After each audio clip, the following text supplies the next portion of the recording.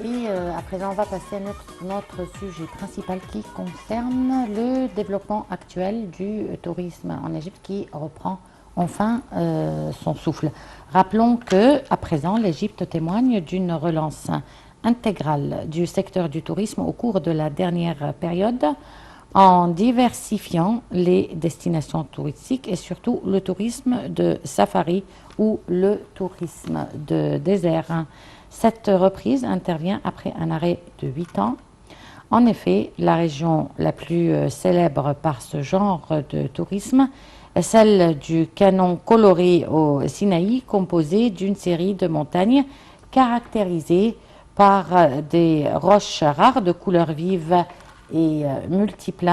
Un safari dans le désert vous fait découvrir une diversité infinie de paysages désertiques accompagnés de splendides couchers de soleil et de ciel étoilé.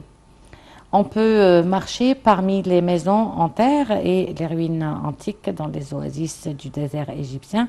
On peut acheter des objets d'artisanat local et se mêler aux bédouins qui perpétuent des traditions centenaires.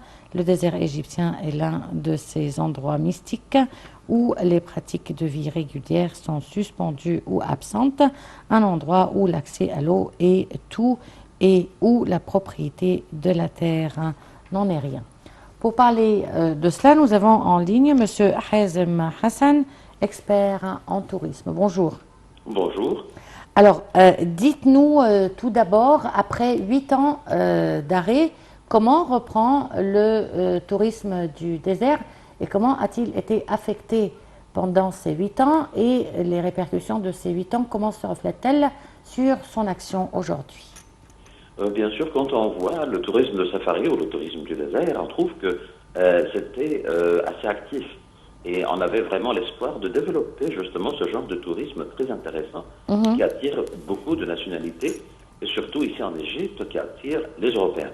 Les touristes européens, justement, ils adorent le désert, surtout que le continent européen n'a pas de désert. Oui. Et bien sûr, les attraits en Égypte attiraient beaucoup de nationalités, mais justement, après la crise, le terrorisme, les événements, les incidents qui sont arrivés dans notre désert occidental et bien sûr dans le nord du Sinaï, ont affecté justement le tourisme du désert en Égypte.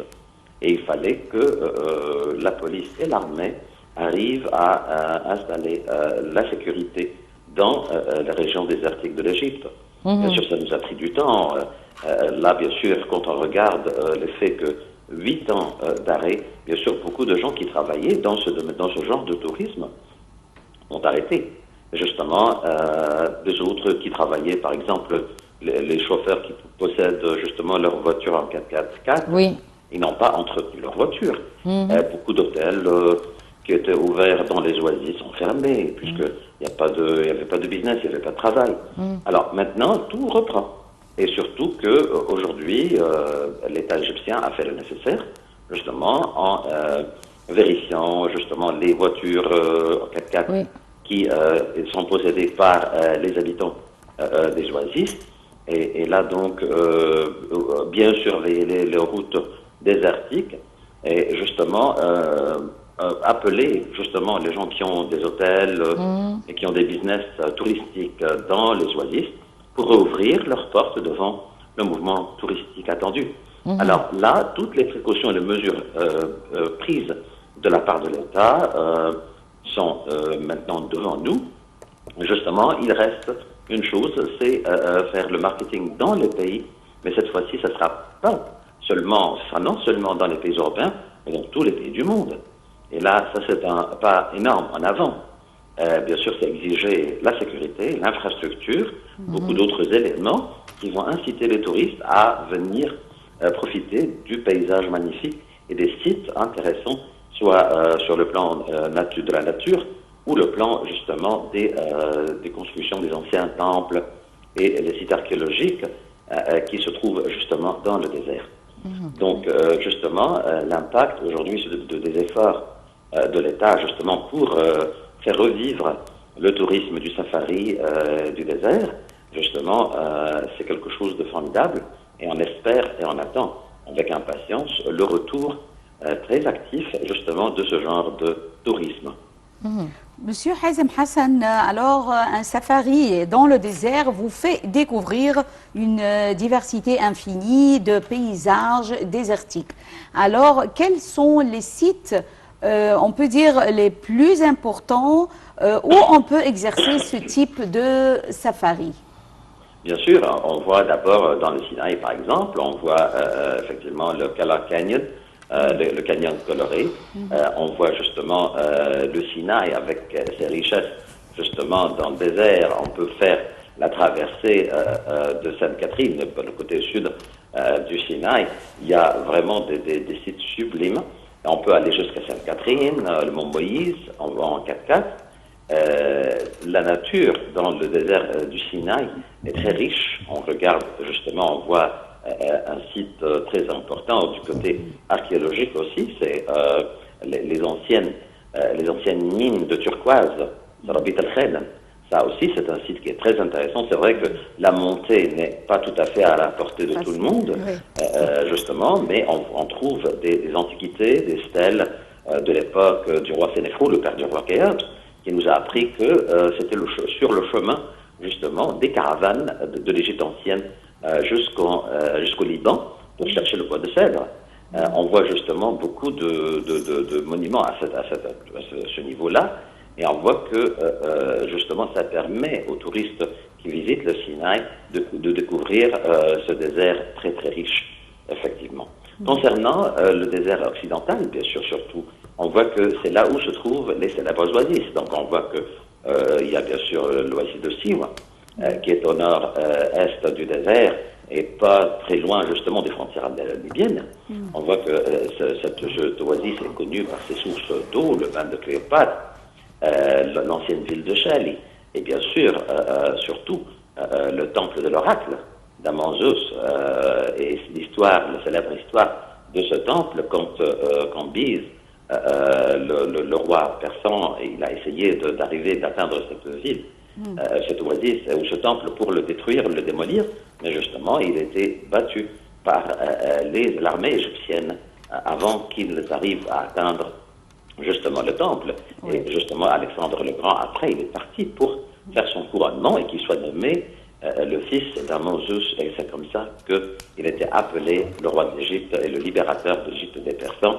Et il est devenu le fils d'Amanzus, le roi d'Égypte. Donc on voit que, par exemple, le Siwa, c'est un site qui est très très intéressant de tout point de vue, et on peut passer vraiment un temps très agréable là-bas. On passe après à l'oasis d'El Farafa, qui est au sud-est justement de Siwa. Et là, Al Farafa est renommé justement pour la nature là-bas, et un oasis tout à fait merveilleux. On va un peu plus vers l'est, sud-est, et on parle des oasis Bahariya, qui est l'oasis le plus proche justement de Gizeh. Et on voit que c'est renommé aussi parce que en sortant là-bas, il y a la montagne des Anglais, il y a vraiment des sites magnifiques où on peut vraiment admirer l'observation des étoiles et le ciel magnifique au vrai sens du terme, surtout que grâce au fait que c'est pas tout à fait illuminé la nuit, ça permet aux observateurs des étoiles de profiter à fond et de regarder vraiment la carte du ciel d'une façon parfaite. On voit que depuis l'oasis de Siwa, justement, l'oasis de Bahariya, on peut aller jusqu'au désert noir, et on admire justement ce site exceptionnel, le désert noir. Ensuite, le désert blanc, on voit la montagne de cristal, on voit justement plein de sites magnifiques. La montagne de cristal, justement, c'est renommé parce que ça contient une énorme quantité de cristal naturel. Et là, donc, c'est rare, un des sites rares dans le monde entier. Donc là, il ne faut pas rater, justement, cette site.